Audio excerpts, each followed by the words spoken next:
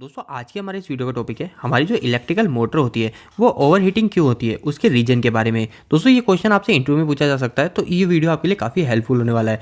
तो दोस्तों मैं आपको एक एक करके कुछ इंपॉर्टेंट पॉइंट बताऊंगा। तो दोस्तों मोटर के गर्म होने का नंबर 1 पॉइंट जो है वो है प्रॉपर लोड नहीं जुड़ा होना। दोस्तों प्रॉपर लोड न जुड़ने का मतलब है कि मोटर ओवरलोड होना। ओवरलोड का मतलब जैसे हमारी कोई मोटर है, अगर वो मोटर के ऊपर फुल लोड करंट FLC जो हमारी मोटर के ऊपर नेम प्लेट पे लिखा होता है, अगर उस पर 10 एम्पियर लिखा है और अगर हम उस पर 15 एम्पियर या 20 एम्पियर का लोड कनेक्ट करा देते हैं तो दोस्तों हमारी वो जो मोटर होगी वो कहलाएगी ओवरलोड। तो दोस्तों वो ओवरलोड होगी, इसका मतलब ये है कि उस पर हमारा प्रॉपर लोड नहीं जुड़ रहा है। तो हमको क्या करना है, उस पर प्रॉपर लोड जोड़ना है। दोस्तों एक चीज़ ध्यान रखिएगा, हमेशा कभी भी जो लोड होता है, आपने देखा है कि हम कभी मोटर के कनेक्शन करते हैं तो दो तरीके से करते हैं, या तो हम उसको स्टार में जोड़ देते हैं या फिर हम उसको डेल्टा में जोड़ देते हैं। दोस्तों अगर हमारी मोटर के ऊपर लोड काफ़ी कम है, जैसे हमारी मोटर का 10 एम्पियर की है और हमारी मोटर के ऊपर 10 एम्पियर की जगह 2 एम्पियर या 3 एम्पियर का ही लोड कनेक्ट है, तो दोस्तों उस समय हम क्या करेंगे, उस समय हमारी मोटर को हम डेल्टा में ना चला के हमारी मोटर को हम स्टार में चलाएंगे। ये मोटर की एफिशिएंसी के लिए होता है। दोस्तों इसके ऊपर मैंने ऑलरेडी एक वीडियो बना रखा है, अगर आपको वो वीडियो देखना है तो वो वीडियो मैं आपको इसी वीडियो के एंड स्क्रीन में सेशन में डाल दूंगा, आप वहां से वो वीडियो देख लीजिएगा।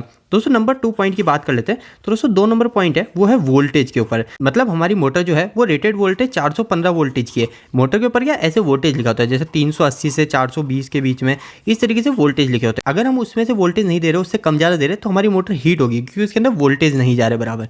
ठीक है। और दोस्तों एक चीज़ ध्यान रखिएगा, वोल्टेज कम का कारण एक ये भी हो सकता है लूज कनेक्शन। लूज कनेक्शन से भी मोटर हीट हो सकती है। हमारे वोल्टेज जो होंगे वो वोल्टेज लूज कनेक्शन में भी हमको बराबर नहीं मिलते हैं, और लूज कनेक्शन तो काफी नुकसानदायक है हमारे इलेक्ट्रिकल के लिए। तो दोस्तों 3rd नंबर पॉइंट है फ्रीक्वेंसी का बराबर नहीं मिल पाना। दोस्तों देखो ये केस काफी कम होता है, क्योंकि फ्रीक्वेंसी जो होती है, फ्रीक्वेंसी अगर आपको ग्रिड से मिल रही है, मतलब हमारे जो पावर स्टेशन हो रहा है वहां से अगर हमको मिल रही है, तो हमारे कोई भी फ्रीक्वेंसी प्रॉब्लम नहीं होती। पर दोस्तों कभी हमने डीजल जनरेटर कनेक्ट करा दिया, मतलब हमने कभी डीजी कनेक्ट करा दिया, तो उस समय क्या होता है, हमारी फ्रीक्वेंसी में हमको कभी कभी वेरिएशन मिल जाता है। तो उस समय हमको फ्रीक्वेंसी का ध्यान रखना है, वरना हमारी मोटर जो होगी वो ओवरहीट हो सकती है।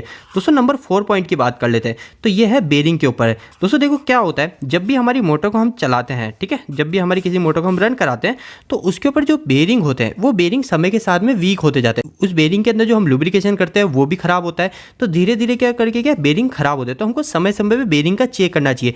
अगर बेरिंग हमारे लूज हो गए तो हमारे जो मोटर का जो रोटर होता है, ठीक है, हमारी मोटर का जो रोटर होता है, मोटर की बॉडी के जो स्टेटर होता है, उस स्टेटर पे टच होने लग जाता है। अगर हमारी मोटर उस पर बार बार टच होगी तो हमारी मोटर पे लोड बढ़ेगा, और लोड बढ़ने के कारण हमारी मोटर ओवरलोड चलेगी।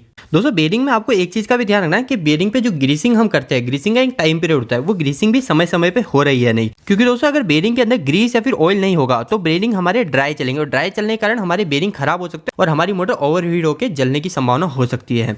इसके बाद में दोस्तों 5th नंबर जो पॉइंट है वो है दोस्तों मोटर का जो कॉइल होती है, ठीक है, मोटर की जिसको हम वाइंडिंग बोलते हैं, वो वाइंडिंग के जो रेजिस्टेंस होते हैं उसमें अनबैलेंसिंग होना। दोस्तों जैसे हमारी कोई भी 3 फेज की मोटर है तो उसके अंदर जो भी वाइंडिंग होती है उनका जो रेजिस्टेंस होता है वो लगभग हमारा सेम होना चाहिए। अगर उसमें अनबैलेंसिंग ज्यादा हो रहा है तो दोस्तों वो भी हमारे लिए नुकसानदायक है। दोस्तों मोटर को कैसे चेक किया जाता है, मल्टीमीटर की सहायता से और मेगर की सहायता से, उसके ऊपर मैंने ऑलरेडी वीडियो बना रखा है, आप हमारे इसी वीडियो के एंड स्क्रीन में सेशन में डाल दूंगा, वहां से वो वीडियो देख लीजिएगा।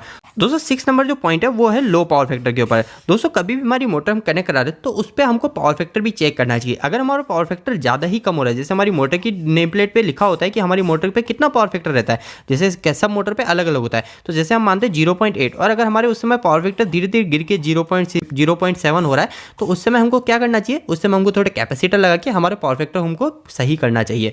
दोस्तों मोटर के ओवरहीट होने का 7वां रीजन जो है वो है दोस्तों मोटर को कूलिंग नहीं मिल पाना। दोस्तों देखो मोटर को कूलिंग किससे मिलती है, आपने देखा है कोई भी हमारी मोटर होती है ना, इस मोटर पे एक साइड तो हमारा लोड जुड़ा होता है और दूसरी साइड जो होता है हमारे यहाँ पे एक फैन कनेक्ट होता है। दोस्तों हम AC मोटर की बात कर रहे हैं ना, तो AC मोटर के अंदर यहाँ पे हमारा एक फैन जुड़ा होता है जिसको बोलते हैं दोस्तों कूलिंग फैन। तो दोस्तों ये जो कूलिंग फैन होता है ये क्या काम करता है, ये हमारी मोटर के ऊपर आपने देखा है जो भी हमारे सिंगल फेस हो या फिर 3 फेज की जो भी मोटर है, उस मोटर के ऊपर जो बॉडी होती है उस फ्रेम के ऊपर यहाँ पे स्ट्रिप होती है। तो वो जो स्ट्रिप होती है उसके अंदर दोस्तों जो फैन होता है ये हवा पास करता है। अगर हमारी मोटर का जो कूलिंग फैन है वो खराब हो रहा है, या फिर हमारी जो मोटर के ऊपर जो ये स्ट्रिप है, हमारी मोटर की फ्रेम के ऊपर जो स्ट्रिप है, इसके अंदर अगर हमारी ये चौक हो चुकी है, तो हमारी मोटर जो होगी वो ओवरहीट होगी, क्योंकि इसको कूलिंग बराबर नहीं मिल पाएगी। दोस्तों इसके बाद में 8 पॉइंट जो है वो है वाइब्रेशन इशू। दोस्तों क्या होता है, जब भी हम कभी किसी मोटर को कहीं पे माउंट कराते हैं, तो वो माउंट कराने के कारण अगर वहां पे जल्दीबाजी में कभी हम माउंट कराते हैं, माउंटिंग के जो बोल्ट होते हैं, वो जो बोल्ट है वो अगर लूज है, तो उस समय हमारी जो मोटर होगी, वो जो मोटर है वो मोटर के ऊपर वाइब्रेशन का इश्यू हो सकता है और उससे भी हमारी मोटर जो होगी ओवर हीटिंग होने की संभावना रहती है। दोस्तों लास्ट पॉइंट की बात कर लेते हैं, वो है 9 पॉइंट, वो है दोस्तों एम्बाइंड टेम्परेचर हाई होना।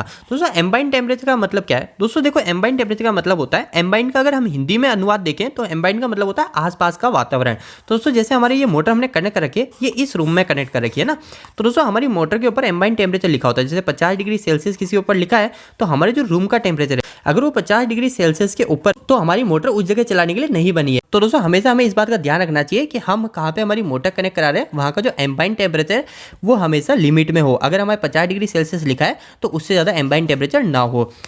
दोस्तों अगर आप इलेक्ट्रिकल या फिर मैकेनिकल फील्ड में कहीं पे पढ़ाई या फिर जॉब कर रहे हैं, तो दोस्तों आपके लिए काफ़ी महत्वपूर्ण सूचना है कि हमने एक वेबसाइट स्टार्ट करी जिसका नाम है दोस्तों www.engineeringdost.com। दोस्तों इस वेबसाइट पे आपको काफ़ी अच्छे हिंदी में इलेक्ट्रिकल और मैकेनिकल से जुड़े आर्टिकल मिलेंगे, जो सारे के सारे इतने आसान शब्दों में होंगे कि यहाँ पे कोई 8वीं-10वीं क्लास के लड़के भी जाके इसको पढ़ते हैं तो वो भी अच्छे से इलेक्ट्रिकल और मैकेनिकल समझ जाएंगे। तो दोस्तों एक बार आप हमारी वेबसाइट से जुड़िए, इसका लिंक आपको इसी वीडियो के डिस्क्रिप्शन बॉक्स में मिल जाएगा। और दोस्तों आपको वेबसाइट कैसी लगी प्लीज वहाँ पे कमेंट बॉक्स में कमेंट करके जरूर बताइएगा। दोस्तों आपको यह वीडियो कैसा लगा, इस वीडियो को लाइक करके जरूर बताएं। अगर आपका कोई भी सवाल इस वीडियो के प्रति या फिर इलेक्ट्रिकल से जुड़ा है तो आप मुझे नीचे कमेंट बॉक्स में कमेंट करके पूछ सकते हैं।